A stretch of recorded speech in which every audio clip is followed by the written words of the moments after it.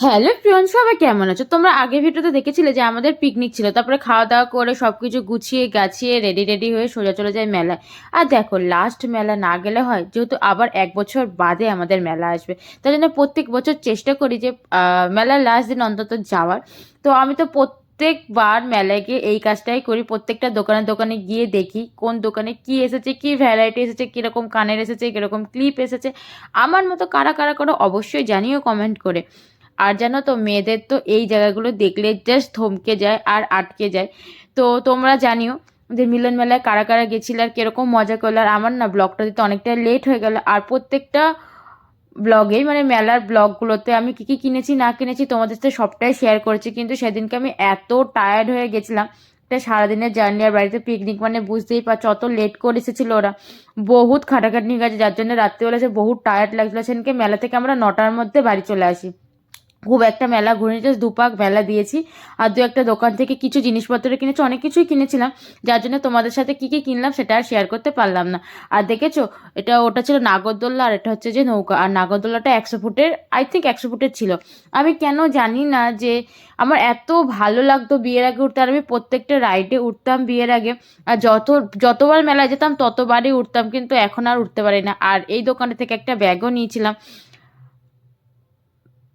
এই যে এই ব্যাগগুলো দেখছো, ঠিক এই কালারের একটা রেড কালারের ব্যাগ নিয়েছিলাম। তো কেমন লাগছে অবশ্যই জানি। আর দেখো, সেদিনকে লাস্ট দিন মেলার কিরকম ভিড়টা হয়েছে জাস্ট তোমরাই দেখো।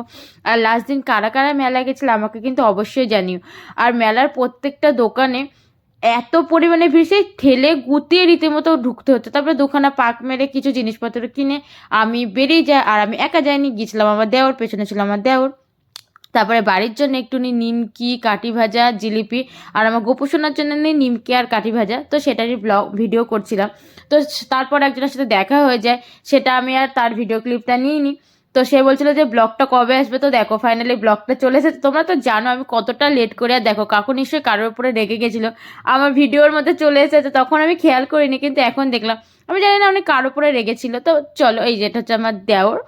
আর দেখো রাস্তাটা কিরকম পরিমাণে ভিড়, আর যত রাত হচ্ছে যেন তত ভিড় হচ্ছে। আর মেলায় গেছেন কি একদম এনার্জি ছিল না কিছু খাওয়ার, যেহেতু 5টার সময় আমরা খেয়ে দিয়ে উঠেছি। তো বাড়ির জন্য খাবার নিয়ে এসে চাউমিন আর রোল, রাত্রির ওই 10:30 11টা নাগাদ খাই, যেহেতু একটু বাড়ি এসে চেঞ্জ করে রেস্ট নিয়ে। তোমাদের ভিডিওটা কেমন লাগলো আমাকে অবশ্যই কমেন্ট করে জানিও। আর এই দোকানটা কেউ যদি চিনতে পারো তাহলে আমাকে অবশ্যই জানো, ওই দোকানের খাবার তো আমার ভীষণ ভালো লাগে। আর জানো তো, আমি এটা অনেকক্ষণ ধরে নোটিস করছিলাম যে এই কুকুরটার এই বাড়ি থেকে অনেকক্ষণ ধরে হা করে তাকিয়েছিল, আমি জানি না কেন। আর ওখান থেকে আসার সময় একদমই টোটো পাচ্ছিলাম না, যার জন্য এখানে দাঁড়িয়েছিলাম টোটোর জন্য। চলো দেখা হচ্ছে নেক্সট ভিডিওতে।